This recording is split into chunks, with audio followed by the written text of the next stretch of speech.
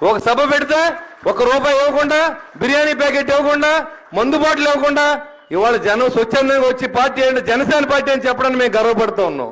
ఇవాళ మీటింగ్ జరపాలంటే కోట్లాది రూపాయలు ఖర్చు పెట్టిన పార్టీ ఉన్నాయి.